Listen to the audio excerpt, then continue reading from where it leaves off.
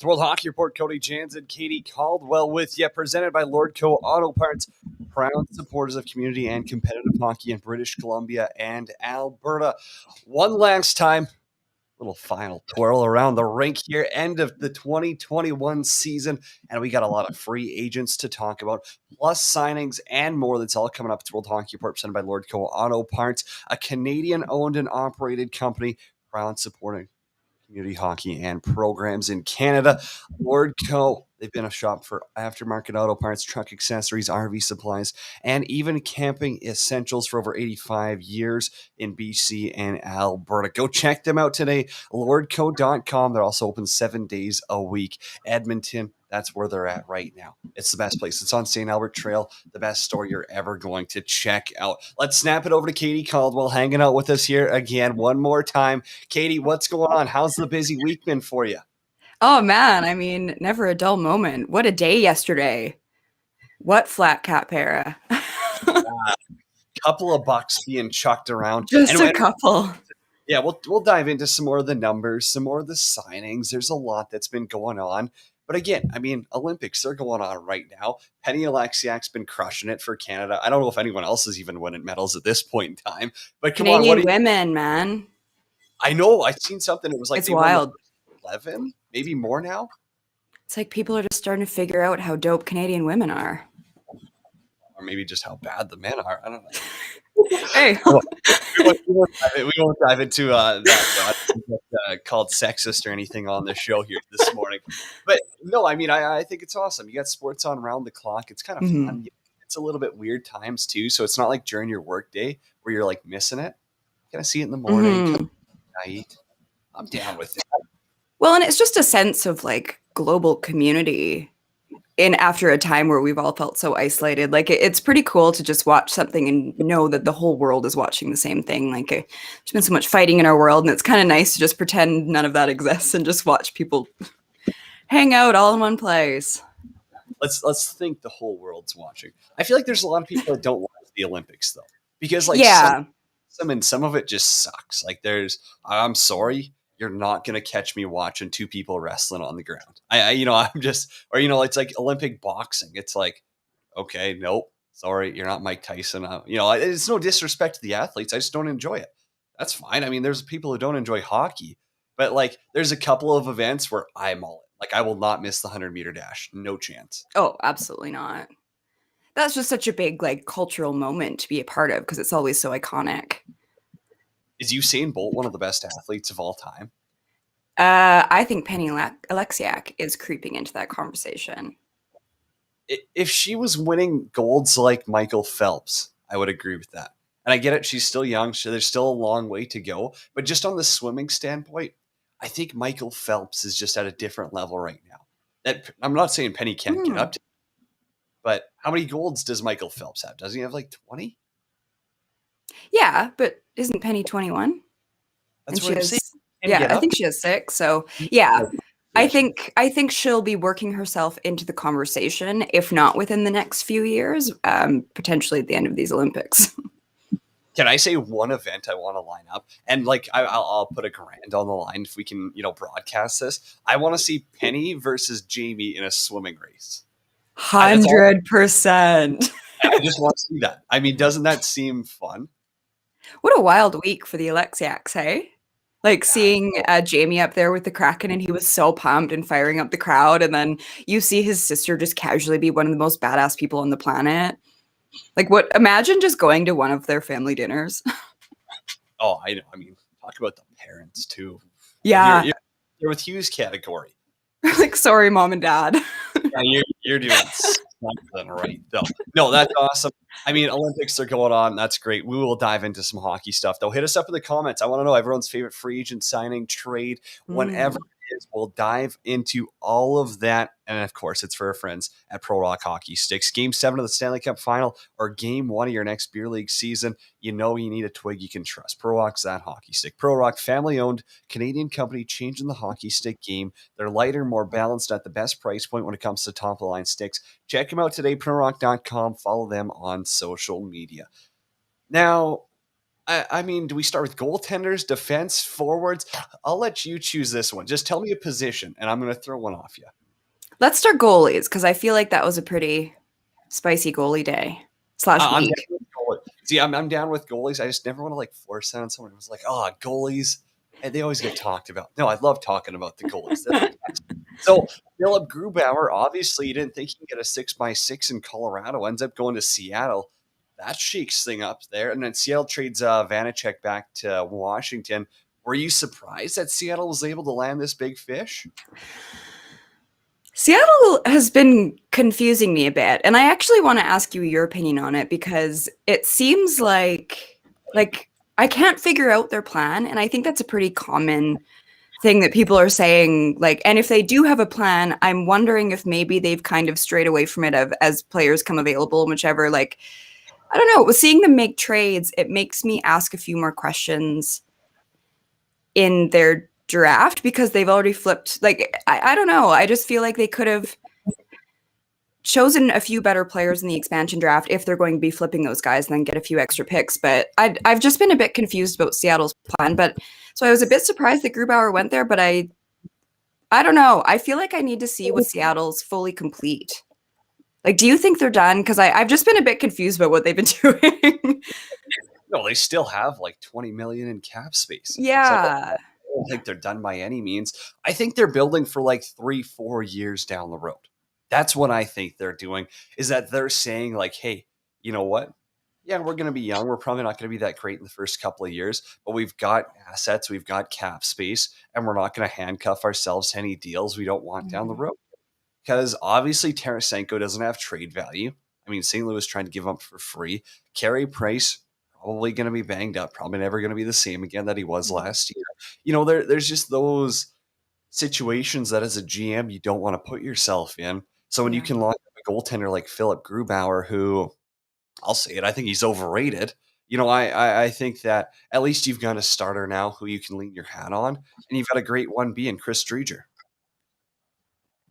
Sorry, I cut out. I just lost connection for about 20 seconds. So all I heard. Sorry, you're gonna have to take that one. I missed what you said. My internet totally froze. She's back. She's back. No, I'm back. Yeah, I said like with Grubauer, like, hey, it's good. I think he's a little overrated as a starter. But again, I mean, he's a competent goaltender, competent starter in the league.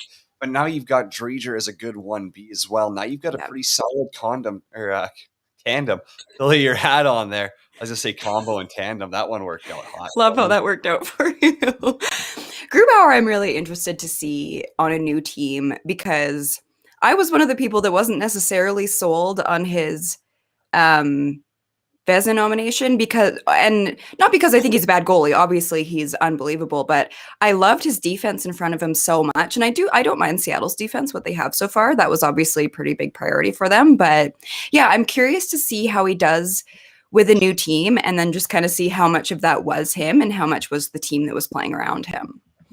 I think a lot of that is the team in front of him, right? I mean, they were always the cup favorite. They were always the best regular season team. So how much of that does actually come down to the guy between the pipes when he's only facing 25 shots a night? Yeah. And obviously Colorado ends up going and picking up Kemper out of Arizona. So I want your thoughts. Is Darcy Kemper a better goaltender than Philip Grubauer? I don't know if I would say better. I just really like that fit. I like Darcy Kemper, and I think if he hasn't been with Arizona, I think a lot more people would have been watching him and really hyped on him. I think he's about to kind of pop off in the league for a bunch of people that haven't watched a lot of Kemper. I'm excited about that. I don't know if he's. I mean, I grew up with Kemp. Like, he's an awesome guy by Saskatoon. They're a good Sask kid. I mean, a little bit of a late trajectory in his career. But again, it's awesome to see what he's really formed himself into. And I hope he does get a 5x5 on his next deal. But it will be interesting to see that if this is the difference maker come playoff time. Because Grubauer allowed some goals that you can't allow in the playoffs, especially that Vegas series. So can Kemper be the difference maker? And if one team has seen the best of Darcy Kemper, it's the Colorado Avalanche. Remember in the bubble last year? Yeah. I mean, the only reason why they were in that series. So Colorado probably sees that and says, hey, we can acquire them. It's going to cost us some assets. But end of the day, if we can lock them up to a deal for cheaper than what Grubauer expects, we're winning. Well, and that's it exactly. Is you've got so much talent in front of you, and then like signing Gabriel Landeskog. One of us was right about that. I don't know. I don't remember which one it was, but but yeah, they're so complete up front that I think it's okay, or it's a good move to not spend quite as much in goal. And yeah, I think Kemper's going to totally work out there. It's interesting. Like I'm curious to see how it goes. Obviously, it's easy for us to sit here and then predict that everybody's going to just go there and shine, but yeah, I like Kemper. I'm excited to see more of him. I want to get your thoughts on Fleury. It's what everybody's talking about, and I've got some pretty strong opinions, like many people do. I think that if Vegas wasn't such a good place to play, I think it would be a pretty big stain on how people would view the Golden Knights. Just how they dealt with it. Like we knew they weren't going to keep both goalies, but when you find out on Twitter, and it wasn't even goodbye to the face of our franchise. It was the graphic said acquired Michael Hakkarainen. Is that who it was? And yeah, and then it says in exchange for goaltender Marc-Andre Fleury. And the big graphic was acquired of the other player. And that's how we found out. Like, how do you do that to the face of your franchise so disrespectfully? Yeah, it's a tough one. I don't know where I exactly fall on it because there's a part of me that's going like, hey, they don't need to inform you it's a business. But then you take a look at Fleury, what he's done for that team. You know, he's won the Vezina. I mean, he won the Vezina this year. He's in the Cup final. He's got multiple rings. So yeah, they did him dirty a little bit, but I think yeah, it probably deserved a little bit of a phone call beforehand, being like, "Hey, we're going to pull the trigger on this deal." Not just like, "Yeah, Chicago's interested" a couple of weeks ago. I think there's some ethics things, but again, it's the hockey world. Nothing really surprises me at this point. You know, it's a business. You're a piece of meat to them. But that's what I mean is there are teams that don't operate that way. And that's why as a new franchise, 100% there's teams that don't operate that way. I worked with a team. But just You like think Nashville's giving everyone a heads up before they trade them? sorry, ask that again. You think Nashville or any other team is giving every single player a heads up before they trade them? Obviously, we're living in a different world of media right now where things are broken so quickly online. We're not waiting for the 6 o'clock sports news anymore. But I feel like you have a responsibility as a person within that organization to give him a heads up. Because he knew there were rumblings, he knew there was talk, but like it's literally picking up a phone 30 seconds going, hey man, you're going to Chicago. Like Here's a it's the base level of respect for someone that has been the absolute fan favorite in that town. And I don't know if you've been to a Knights game, but he is beloved in that city. And for it to just be the way that it went down, like a quick 30-second phone call and then have the graphic of goodbye Marc-Andre Fleury, not just having him buried in the tweet saying that he's gone. Like it's a base level of respect, and it's not just the one occurrence with him. Like there have been obvious issues that dated back to when Alan Walsh was tweeting out a photo of a gigantic sword in his back. So obviously things haven't always been kosher with that team, but he was a total professional through that whole thing. That entire instance where Twitter's blown up and media's asking him about it, and he's just going, I'm just here to play the game, because that was when they were in the playoffs. And Marc-Andre Fleury, like he's someone that in every single one of my interactions with him, everything that people say from my experience is beyond true of just an absolute professional, someone that's so great to be around, someone that deserves all of the respect. He's so respectful. Just do the bare minimum. That's how I look at it is it's a quick phone call so he can understand that he was worth at least something emotionally to that team. I'm in a mental pretzel. Is it beloved or beloved? I feel I've heard both. And now I'm thinking I've been saying it wrong my whole life. Okay, also Alan Walsh. We don't talk about him on the show, but okay, sorry I brought up the name. We shall not say. That's one warning for you. No, no. I mean, you make valid points about Fleury, but again, here's a scenario I'll throw at you. You said, "Oh, you just pick up your phone and you give him a call."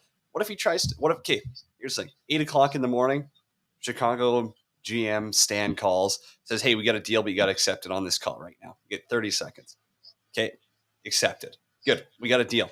Now all of a sudden, Vegas is trying to get a hold of Fleury to be like, "Hey, we're trading you. You know what? Just accepted the deal." Fleury's on the golf course. Fleury's with his kids. Fleury's in the Bahamas. You can't get a hold of him on that instant. All of a sudden, the deal's going to break. It's already been accepted. It's already been going through the league. I don't know. That's fair if that's what's happened, but that's not what happened. If he's on the golf course and he picks up and he has a missed call, that's on you, man. But that wasn't what happened.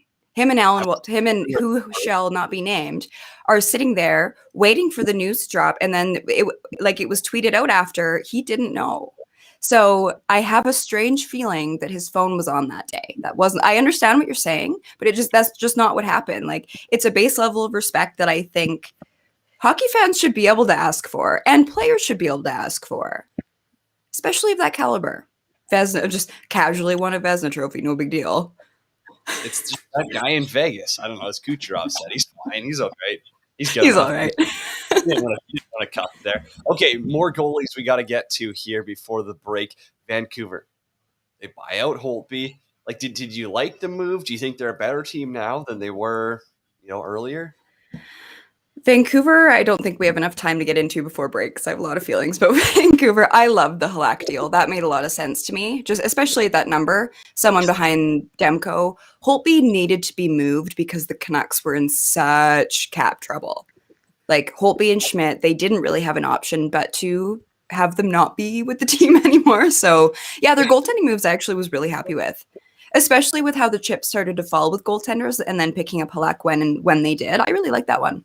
And Ian Clark, I've heard, was a really big part of breaking. And I trust Ian Clark's judgment with goaltenders about 1,000,000 times more than my own. So if Ian Clark is happy with him there and people are happy with the number, I love it. That's fair. I just feel like Halak is like way on his back nine. I don't know, like they were playing like Swayman, Vladar, like those guys over him in Boston. So I don't know.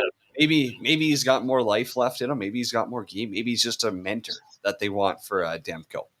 Well, and just having a body there to be a backup, but then also like working with Ian Clark. You've seen it in so many different guys' careers where as soon as you get Clark around you, there's a lot of little things that guys clean up that he just seems to be such a game changer for so many players. Now, Freddie Anderson to Carolina. I know we're going to go off to a commercial break in a minute, but I'm just going to rapid fire a couple off you. Freddie Anderson to Carolina. You like it, hate it, love it? I don't love it only because I would have taken the risk on Nedeljkovic. And I get why they didn't. I understand why he was more of a risk, but that was a risk that as a franchise I would have been willing to take. But as I'm sure we'll get into later, they've made a few moves that I necessarily wouldn't have in Carolina. They got rid of the most overrated D-man on the market. So again, maybe they're sitting space-wise. They saved themselves $9 million. We'll talk about D-man. Other goalies, what am I thinking of? Allmark got 4x5. That seems like a wild overpayment. I thought the exact same thing. Martin Jones in Philly. Yeah, that's there was so much goalie movement. I know you want someone there with Carter Hart, who's got a little bit of experience. They had Elliott there before. I think they knew Elliott really didn't have too much gas left in the tank. Arizona just like cleaned house on all their goalies. Buffalo signed 2 late last night. They got Anderson out of retirement. Then you get Aaron Dell, who was tossed around multiple teams. But in New Jersey, you do in Buffalo? Yeah, New Jersey added someone too. I mean, we covered the big ones. We'll dive into defensemen next, though. That's what everyone really wants to hear. We'll get into all that. It's Cody Janzen, Katie Caldwell with you on World Hockey Report. We'll break down a little bit more NHL news for Pro Hockey Sticks Free Agency Special, coming to you live on 12 Ounce Sports.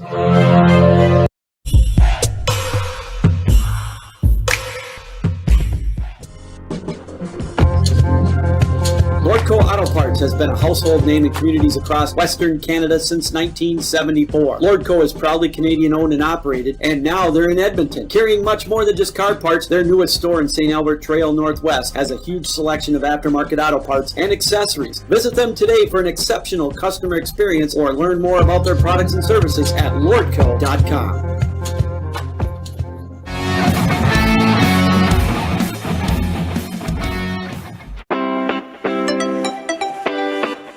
Take your game to the next level with Pro Rock hockey sticks. Pro Rock is changing the way we buy top-of-the-line twigs. They're lightweight, balanced, and provide the perfect kick point, whether you're a pro hockey player or a beer league legend. Pro Rock hockey sticks are made for you. They're at a price point you can't beat, so check them out today at prorock.com.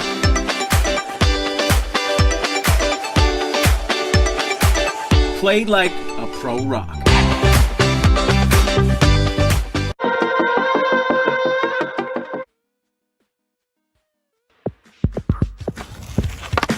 Refreshingly different, Cocoa Vodka and Cocoa Rum is a vacation in a can. The best drink you'll ever have is now on more shelves than ever. Enjoy the Cocoa Life, made with high-quality ingredients. Check us out today at enjoycocoa.com. We are the real deal. Cocoa Vodka and Cocoa Rum. Welcome to MyBookie. You're ready to create an account and start making money, and we're here to help. And remember, you can get a bonus of up to $1,000 on your first deposit. Now you're ready to bet. Just go to mybookie.ag, visit the sportsbook, click on your bet, and input the amount you want to risk or win in the bet slip. Yes, it's that easy. Just remember, at MyBookie, you play, you win, you get paid.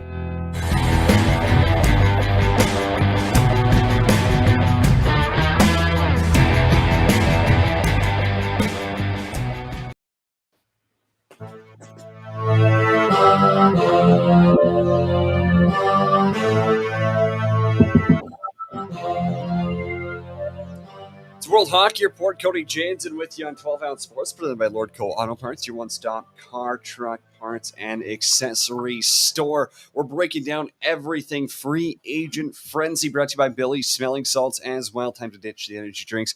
Get ready to win with Billy's Smelling Salts, designed for athletes looking to get in the zone. Billy's Smelling Salts rapidly increase energy level through brief sniffing. Support Canadian business. Go check them out today at shopbillys.co, plus punch the promo code WHR for an extra 10% off. Of course, use responsibly. We talked about goalies. Let's talk about D-men. And one, it was a trade. It wasn't a free agent signing. But come on, Katie, your beloved Canucks. Beloved? Now I'm dropping that word unexpectedly. Your beloved Canucks end up picking up OEL and Connor Garland. What's your thoughts on Oliver Ekman-Larsson? Okay. So I didn't love the trade originally, and it still isn't sitting super well with me. I love Connor Garland. Let me start off by saying that. If it was just a Connor Garland trade, I love that. Let me start by saying the Canucks are undoubtedly a better team. Like, they're way more competitive on the ice. They're a lot better of a team.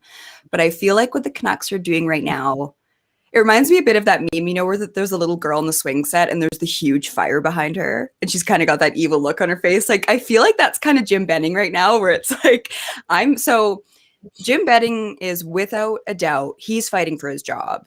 And Aquilini, they are fighting to get lost revenue back. That's no secret. And I feel like that move in particular, it just screams like, it doesn't matter what happens down the road. It doesn't matter what kind of cap hell we're going to get ourselves back into.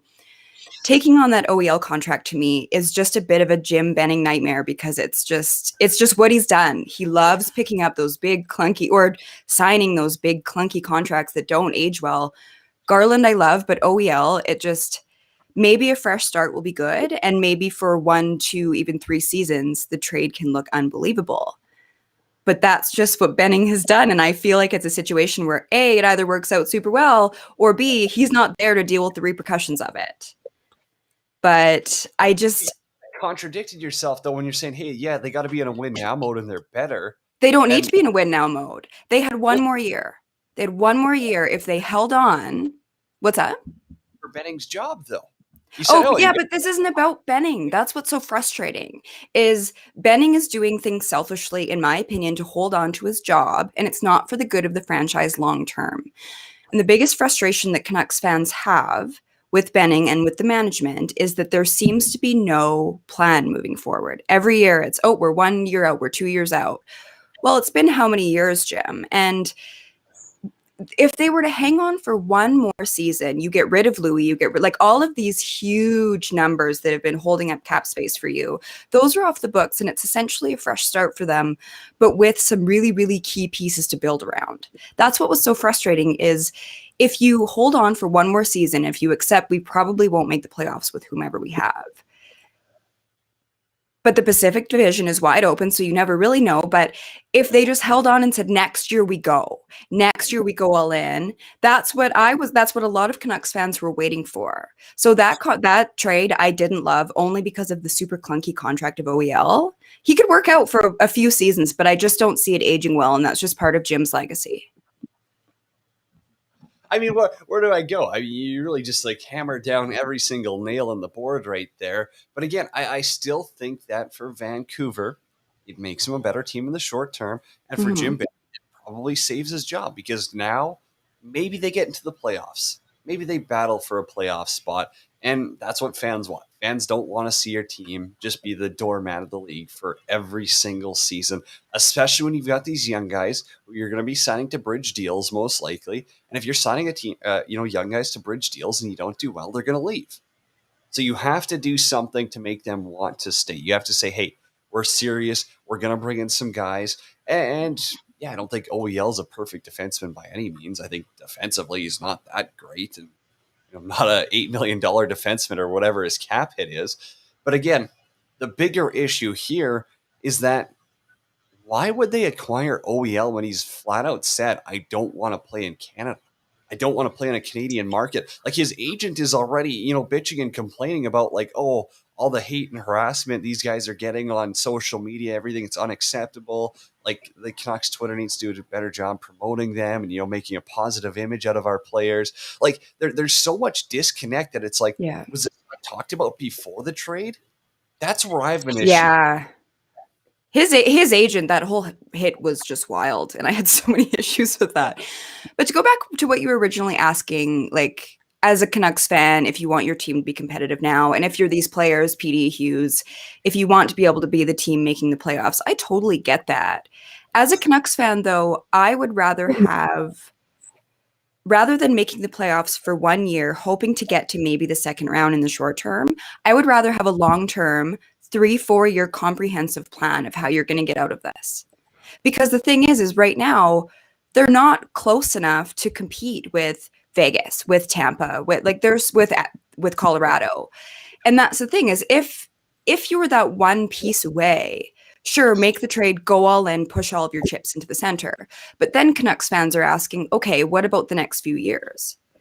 Because you don't have enough space. And the problem is they're running out of draft picks.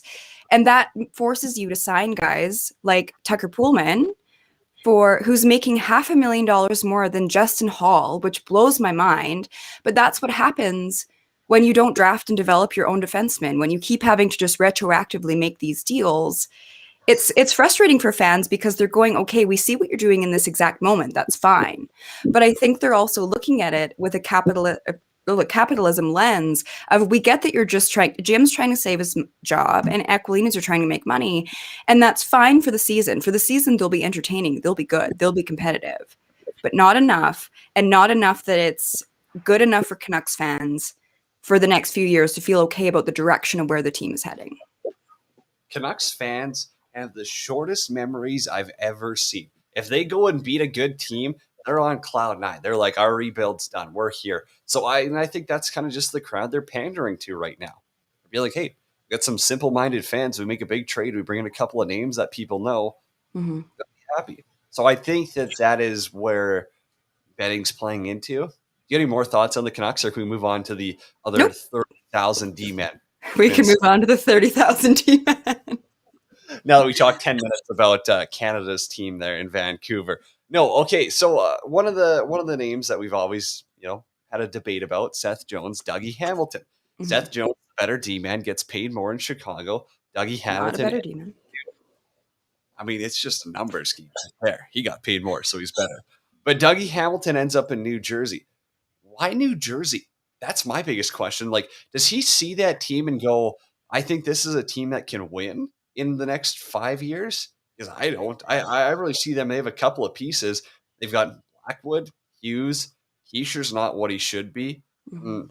Dougie Hamilton. Yeah, I was a little surprised that he was in New Jersey. I don't know how it's going to necessarily work out as a complete team. I haven't watched very much of the Devils, especially last season when we were mostly just watching the North. No one But- watches the. I don't even think they have fans. Yeah, I won't go that far. I don't need people up in my mentions, but I'm just such a fan. You know that everybody knows this. I'm just such a fan of Dougie Hamilton as the player. So I think he'll do well, and I'm curious to see what he brings to that team and how he changes the landscape of it. I might watch a few more Devils games than I otherwise would have. But no, this time next year, we're going to come back to this, and we're going to count how many full New Jersey Devils games you watched. I bet it's 2. 2 full ones? Yeah.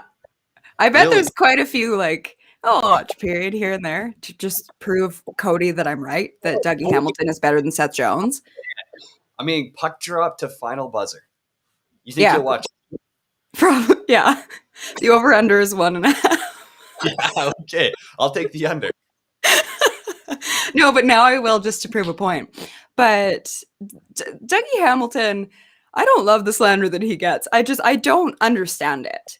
People classify him as just, and I use air quotes here, just an offensive defenseman. And that just blows my mind as it, like, he's so complete in every single way. Like, Dougie Hamilton to me is like franchise changingly good. I don't know if that's actually a word, but he's worth breaking the bank for. He's still fairly young. He's proven. And one thing that I like about him is every single system that he's been put into, he's really, really fit in. Where there's a lot of guys that they're very, very system based, then they go to a new team and they just suck. So I was surprised with the deals that Jones got more, but I'm higher on Dougie Hamilton, and I'm very open about this, that I am in the boat right now of trying to learn analytics. I'm at the very beginning of it, but I trust those people way more than I do. And he's like routinely identified as one of the best advanced stats guys. So that's something that I'm just like citing other people that are way smarter than me as I learn analytics, because I think there's a really important spot in the game for them. I trust those people. I mean, it's fair, but NHL GMs agree with me. Seth Jones is worth more. He's a better defenseman. He gets 9.5, goes to Chicago. I mean, that's a huge piece on your back and that they can build around. I'm not saying Dougie Hamilton's a bad defenseman, but at $9 million, no thanks. I'll take a pass. You know, there's a reason that so many teams have given up on him in the past. I get it, analytics-wise. Maybe he is a fine defenseman. Maybe he does check the boxes on your numbers. But I think Seth Jones has a better chance of winning a Stanley Cup. And I think that's the guy I want when it comes down to playoff hockey. I want to ask you about Chicago then, because a lot of people were a bit confused about this move. And then there's so many people that are like, oh, yeah, they're pushing for the cup. And I fundamentally disagree with that. Like, I think people are getting so excited as if they were just a few pieces away, forgetting how bad they were. Like, I get that they are trying to extend the window for Tane and Caves. Like, that seems pretty obvious, but I don't know. I don't see this really being like a last dance situation like I do see with Aaron Rodgers and Devontae Adams. Oh, my goodness. We are not getting into NFL talk today. That's all I was going to say about it. That's the last thing I want to hear is Aaron Rodgers on this show. I'm going to mute every mic, and we're just going to sit here in silence for 25 minutes. Okay, I'll talk about Devontae for 25 minutes then. You can sit in silence. Chicago, though. Okay, you brought him up. And this is a hot take because, I mean, I know so many people are ripping on him online, and there were so many stupid tweets. But they are one of the most improved teams after free agent day. Outside of them letting P.S. Suter walk, that was stupid. I mean, that kid's a stud. And they're just like, here you go. Have him for free, Detroit. What an idiot. I mean, I don't have enough time to talk about Stan Bowman here. But the initiative great. They've got Lankinen in net. So Fleury's one of the best mentors you can ask for in the game. So now you've got great goaltending right there. You've got an awesome 1-2. You've got Seth Jones on the back end. I get it. People might have been high on Boqvist. But again, I don't think Boqvist has a ceiling potential of Seth Jones ever in his career. So, yeah, you kind of have to give up a little bit extra.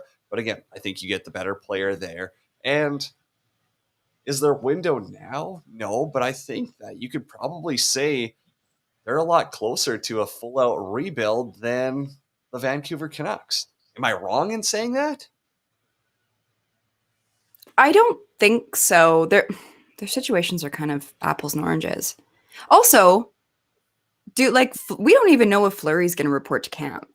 Like, everybody's speaking about Marc-Andre Fleury as if he's for sure like, yeah, packing up my shit and going to Chicago. He's very openly said how entrenched his family is in Vegas, and like, we've heard the word retirement be thrown out there. How do you think about that? Like, what are the odds that you think he actually moves and ends up in Chicago? Because a lot of people are speaking about the team so confidently as if he's going to report to camp. He's going to. No way. You think so? On his legacy of being like, oh, he just quit on his team. He just quit, just didn't show up. I don't think Fleury wants that on his legacy. He'll go stick it out. I think he will probably play a year. Maybe this is the extra push he needs to go retire in Pittsburgh. I don't. There's a lot of things that do go through my mind, but him not showing up isn't one of them. Yeah, I don't know. I'm curious to see if he does or not, because I think there's a lot of hurt feelings there. And I think there's just a lot of, he doesn't want to keep displacing his family and moving around, which I totally get that. Like, there is such a human side to sport that a lot of people don't think about, of the actual like physical uprooting. And yeah, I don't know. I think he will be in Chicago, but I'm just not as confident as other people. I don't think it's a given.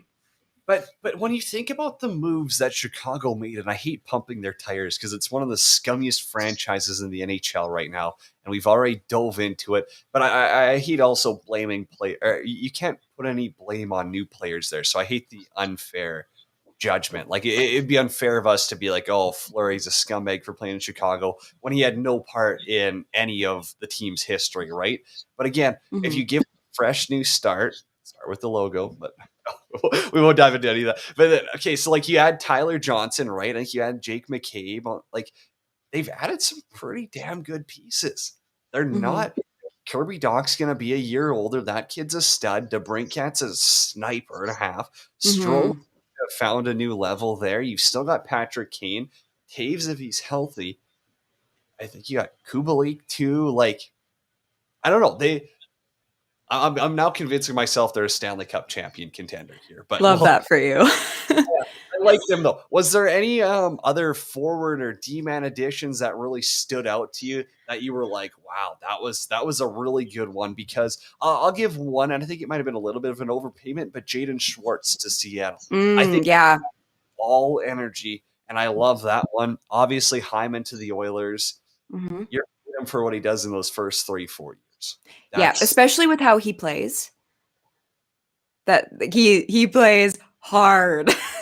That obviously injury is always a concern, but you can't, like, that's just a concern for everyone. That's a good problem to have if your worrying about your guy playing too hard. Barry? What's that? Were you surprised they re-signed Tyson Barrie? Not really. What were your thoughts about Ethan Bear and Warren Foegele? I think they just didn't have room for Bear anymore. His season as high as Bouchard or Broberg. They don't have room for him. They want a more veteran decor. They see what wins. And for Warren Foegele, I think he's a strong player. The analytics community loves him. He just needs to change the scenery. He's not a fourth-line player like Rod the Bod was using him as. He's got a little bit more skill. He skates all summer with Connor McDavid, Darnell Nurse, those guys. Like, I truly believe that this is a guy who can fill in a top six role better than Dominic Cahoon.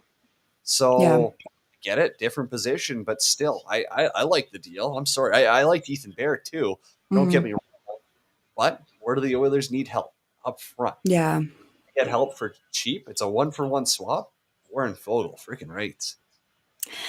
And I totally get it. I'm just such a big fan of Ethan Bear. I'm just sad to see him leave that organization because he's just such a good player. And I think we haven't even seen close to what his ceiling can be yet. And I get it. Like, Edmonton spent a lot of money on defense, a little too much for me. And for how much money they have in their decor, and then I look at who they have, I don't love that. The Cody Ceci one is... That's rich. I mean, what? You can't fault the guy for taking a payday. I love it. I love seeing guys get paid, but from an Oilers perspective, they better hope he pans out. They better hope he pans out. One more where I'm still blinking at is Philip Deneau in LA. 5.5 for a guy who does not provide offense at all. Yeah, LA's a curious one. That's a I don't- fake reason they got going on. I don't always know what they're up to. Michael there in a second. What's that? If they were legitimate, trying to win another Stanley Cup with Drew Doughty there, they would have had Jack Eichel on a private second. Instead, they're going, we'll just be competitive. We'll kind of insulate Byfield and, some of their other young guys. But they already have Kopitar. I think it's a weird one. It's a very weird addition for LA that doesn't do much. Yeah. Yeah, that was a weird. I'm sure we can talk about Eichel after the break, but I worry a lot about his injury, about his whole neck thing. I think that's more the Sabres kind of screwing him over, being like, no, we don't Yeah. want surgery. That's Unbelievable. another aspect of the game that will really piss someone off. I'm going to send it into break here. I'm going to read this tweet, though. Boucher-Gras sent it out by 10 o'clock last night. Been over $576 million in total value over 92 unrestricted free agent signings. It's 2011, only 20. I was going to watch that. Since 2011, only 2019 has seen more money handed out on the first day of free agency. It's more than double of day one last year, which was just under $260 million.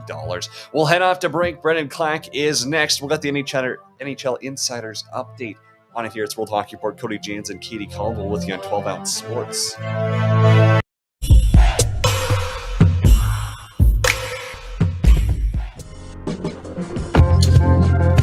Lordco Auto Parts has been a household name in communities across Western Canada since 1974. Lordco is proudly Canadian-owned and operated, and now they're in Edmonton. Carrying much more than just car parts, their newest store in St. Albert Trail Northwest has a huge selection of aftermarket auto parts and accessories. Visit them today for an exceptional customer experience or learn more about their products and services at lordco.com.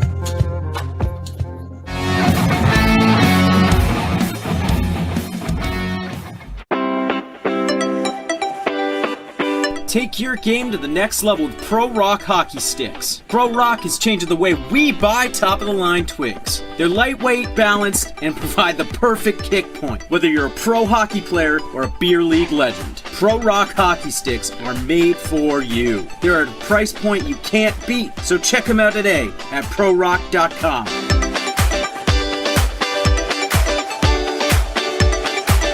Play like a Pro Rock.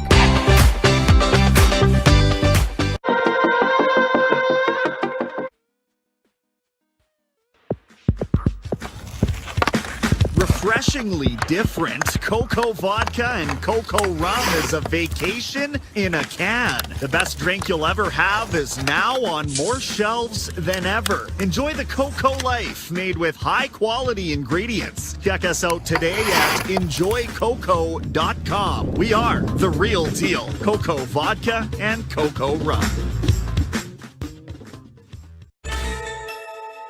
Welcome to MyBookie. You're ready to create an account and start making money. And we're here to help. And remember, you can get a bonus of up to $1,000 on your first deposit. Now you're ready to bet. Just go to mybookie.ag, visit the sportsbook, click on your bet, and input the amount you want to risk or win in the bet slip. Yes, it's that easy. Just remember, at MyBookie, you play, you win, you get paid.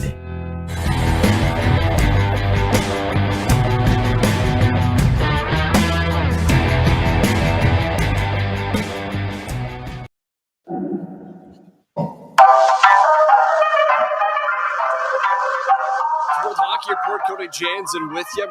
Brought to you by Lordco Auto Parts. Follow them on social media, Facebook, Instagram, Twitter, or learn more at lordco.com. Our last guest of the 21 season is brought to you by Cocoa Vodka, Cocoa Rum. Not looking for a heavy drink this summer? Well, you can switch it up. Cocoa Vodka, Cocoa Rum, the absolute best, refreshingly different. New tall cans in Canada flavors are next. Enjoy the Cocoa line for those high-quality ingredients. No fillers, no beer bloat, no cheap liquor. Cocoa Vodka, Cocoa Rum. You will not be disappointed. Our next guest, NHL Insider. Follow on Twitter at NHL Updates, Brendan Clack. Brendan, what's going on, buddy? I want to get your thoughts here. We'll take you pretty quick. But again, who won? The Chicago Blackhawks or the New Jersey Devils when it comes to defensemen? Seth Jones or Dougie Hamilton? What move do you like better? Well, I like New Jersey a lot better in this scenario because they didn't have to trade any assets. I mean, they just signed Dougie, and that was it. And I also like Hamilton a little bit better as a player going forward. So overall, I'm going to take the Devils on this one. Okay, that's enough. See ya. No. I fundamentally agree with you, Brennan. Now that the dust has settled on a very busy free agent frenzy day yesterday, how are you feeling about the moves that the Avs made precisely between the pipes? Well, I like Darcy Kemper a lot. I think that the Avalanche really liked what they saw from Darcy Kemper when they saw him in the bubble. I mean, Arizona had no business being really in the series against Colorado to begin with, and Arizona beat Nashville, largely getting outshot in every one of those games. And then Kemper played pretty well in the bubble too against Colorado until maybe the last game or two. But by that point, Arizona was in a total collapse. So Colorado's seen him firsthand. He's a good number one goalie. They do need to be careful about him being a bit glass, though. He gets some injury issues here and there, and their backup is Pavel Francois. Well, he's also a guy that gets hurt often, or at least he's struggled to stay healthy. So if they have a number 3 goalie that they really like, which they seem to like Jonas Johansson, then Kemper's a good addition, and they still have so much forward depth. I mean, Alex Newhook is going to come in and be really good for them, but I have to be a bit careful because I picked the Avs to win the Cup, and then I looked really dumb. I looked so confident in them too, but they played their worst hockey against Vegas, so I still believe in them. I got one last one for you. Jim Benning or Ken Holland? Who's had a better month? Oh boy, who's had a better month? Well, you know what? I'm going to say Jim Benning on the basis that he cleared out a lot of cap, and you have to take on Oliver Ekman-Larsson, and that's extremely difficult. I mean, that's something that I would not have preferred doing. But Connor Garland makes their top 6 really good. They get Jason Dickinson. They're going to get Podkolzin in there. All of a sudden, the bottom 6 is starting to get some pieces. And I don't know. It's tough because I don't like what either GM's really done as on the whole. But at the same time, I do like that Vancouver's managed to somehow eliminate a lot of salary. Nate Schmidt as well. They got him out of there because I thought a team might offer sheet Elias Pettersson. I think the Canucks did too. So that really helps to give them some space in case there is a team with a lot of space that wants to do something bold.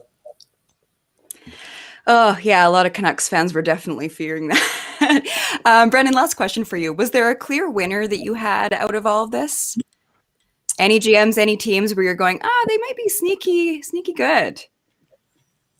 Well, I look at what happened this offseason, and I must say, like, I like what the LA Kings did. I'm going to go against the grain on Cody, because the thing with Philippe Deneau is that Philippe Deneau is kind of that kind of guy that's a like a third defenseman. We always talk about how defense can be a third forward. Like Tyson Barrie is another forward on the ice. He's a fourth forward or whatever.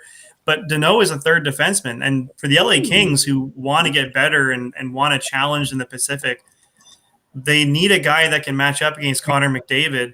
And Anze Kopitar is great, but he's 33, turning 34. Like, he needs a little bit of help.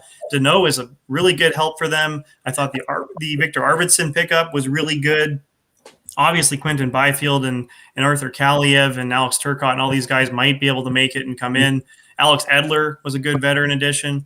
If the LA Kings get Jack Eichel, which is not impossible, then they could have Eichel, Kopitar, and Deneau down the middle, which would be probably the best center depth aside from the Oilers in that division. Well, Brennan, I have to say I disagree with you on the LA Kings. No surprise there. But again, let's hope your Avs do a little bit better. I know you're high on Joe. And and it was a heartbreaking loss for them against Vegas. But no, buddy, we appreciate you hopping on and giving your insight. Love you breaking the trades as well. Everyone go follow you on Twitter at NHL Insider. You're the best, man. Hope you have a little bit of a quieter day today. Yeah, thanks, guys. And I just want to point out, too, I was listening a little bit before, and Katie's right on Ethan Bear. I think that's going to be a loss going forward. But Fogel's good. Fogel's good. I thought you being an analytics guy would be high on Fogel, no? I'm high on Fogel, but Carolina getting a young defenseman is scary because they know how to evaluate them. So they don't know how to evaluate goalies, so I'm not counting. I can agree there. All righty, Clacker. Take care, buddy. We'll talk soon. Thanks, Brennan. You guys too. Brennan Clack right there. Really just shut down everything I said all show. So and then said my two favorite words. Katie's right. Let's go. Let's have him on every show. Can he be a third co-host? Yeah, sometimes you have to live through some of those. Okay, let's wrap it up here. A couple more thoughts on the season, free agents, anyone we didn't talk about that you wanted to bring up. Obviously, I mean, Calgary didn't really do a ton. The more you look at it, it's like, okay, I don't mind the Vladar trade, but again, they still got to qualify him. They got Markstrom.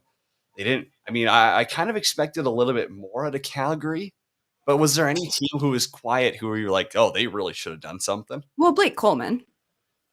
I feel like that's pretty big. You just overpaid a third line guy. Oh, so I think he'll be in their top 6, no question.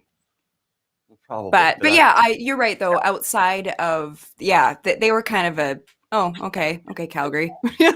Move who was making like what $1-2 million last year. That's your big move. Come on. Yeah, no, Calgary was just kind of meh for me or whichever. But other than that, I don't think there's any big ones that. Like Hoffman to Montreal. Sorry. Did you like Mike Hoffman to Montreal at $4.5 million? Because I feel like he can add a little bit of goal scoring that they kind of needed in the playoffs last year. I don't mind it. It's not a bad one. Yeah, I don't mind it. The price is whatever. It's fine. They need that goal scoring. It's funny because a lot of people have forgotten because we're talking so much about the Habs and the Canes and all the big bad franchises, and it's like I think people forgot that Mike Hoffman's girlfriend went up. Remember that whole cyberbullying saga with Erik Karlsson? That was, oh my goodness. That was Hoffman. Nobody's talking about it. I remember it. That's funny. Well, that's a terrible word choice. That is not funny at all. But I did not think about that at all. So wow, he's a Canadian market. I wonder if he still has that girlfriend or significant other or whoever. I was wondering the same. Should we get into 3 favorite moments? We don't have a lot of time, but we are going to talk about our 3 favorite. I can give one shout out though. I've seen this. It's out of the North American Hockey League. Ashley Chase was named the director of broadcast media operations and the play-by-play voice. First junior hockey team in USA to have a female play-by-play broadcaster. So just wanted to give a shout out to Ashley. I know we've interacted with her a little bit on Twitter, so I thought that was cool. And, we've obviously had a great relationship with Leah Hextall as well, as going on to do some great things over at ESPN. So had to give her a shout out. Also, our top 3 favorite moments of the year for our friends at Quack Stats. We're not going to bench anyone today because we're in such a good mood. Be sure to go follow Quack Stats on Twitter at @Quack_stats. And the web app is out today. I think we've got all different top 3. So I'll let you give your number 3 first. Okay. Also, on the day that I have so many people to bench and so many franchises to bench. Maybe we'll bench someone if we're quick through this. Okay. I would still love to bench many people.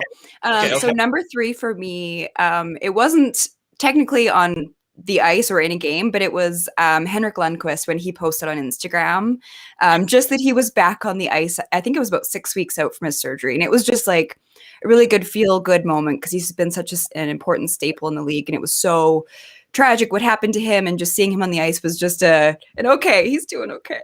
That was a memorable one. I'll stick in Washington. I'll go with Craig Anderson and his playoff win. That's a guy who only played a couple of games. One is a third string. Picked up a playoff win. That was awesome. Okay, I'll do my number 2, and then I'll throw it to you for your second one. The Lake Tahoe incident. I mean, the ice there was terrible. It was funny. It was hilarious. That's the second best moment of the season. It was funny. I love that. Okay, my second one I think is equally as hilarious. It was Habs beating the Leafs. It's a moment that we'll never forget. It never gets old. It never gets old. Never gets old. Okay, Especially the year that we go, they have no choice but to win. There's no excuses. yeah, all of the Toronto Sports Network was just high on them. Okay, what's your number one? Okay, my number one was the emotional game when the Canucks returned from their COVID break. It was 18 days, and it was the one where it was so scary, not only for the team, but in the city. COVID was crazy, and it was the Delta variant, and most media members, myself included, were calling for the Canucks to just cancel their season because it was that scary. And you're looking, how can these guys get back? And then they come back. And I love that 2 of my 3 moments are beating the Leafs, and then they beat the Leafs. But Braden Holtby had that big, like barrel roll save. And that's just one that's probably Holtby's top moment in Vancouver. So yeah, it was a really emotionally charged game, and it was just like a good feel-good story. Well, my number one, I think, is a better feel-good story. It's Patrick Marleau, Sasky guy, breaking the record, all times game played. I mean, beats Gordie Howe. I thought that was pretty incredible. Okay, you've got 30 seconds to bench someone. Go off. Okay, I'm benching both the Montreal Canadiens and the Carolina Hurricanes. Just their franchises. We're gonna take this one here. Tony DeAngelo. I mean, what has he done to like tell someone he's a different? He hasn't put out like a public statement. He hasn't done any hard-hitting interviews. It's kind of a joke how they're just like they take him verbatim, and it's just like, oh, I think he's changed. I think it's fine. I mean, he hasn't shown anyone shit. He hasn't shown any remorse. No. Oh, but he said, Cody, that his actions stemmed from emotions and from being competitive. And as someone who's both emotional and competitive, I can tell you that I'm not racist. They don't go hand in hand. He's a piece of shit, to say the least. And then the Logan Mailloux situation, I mean, that's just the Habs, and they go, oh, it's a bad judgment. It's like, no, you're just an asshole that's insensitive. I don't know. Well, and you released the statement 5 days later on one of the busiest days of the summer. Get out of here. What an absolute just like disrespect to everyone in hockey. Oh, that was terrible. I had to get that out there. Oh my goodness, I can't believe we almost forgot about that. That's unacceptable on our part. But again, Katie, I mean, thank you so much. It's been a pleasure to have you on the show here. It's been awesome. I got to do a big shout out to all the sponsors too: Lord Co, Coco Vodka, Pro Rock Hockey Sticks, Billy Smelling Salts, Quack Stats, MyBookie.ag, the Hockey Podcast Network, everyone who makes it possible. It's been a ride, and yes, we will have some special podcasts coming out this summer. But until then, everyone, be kind, be better.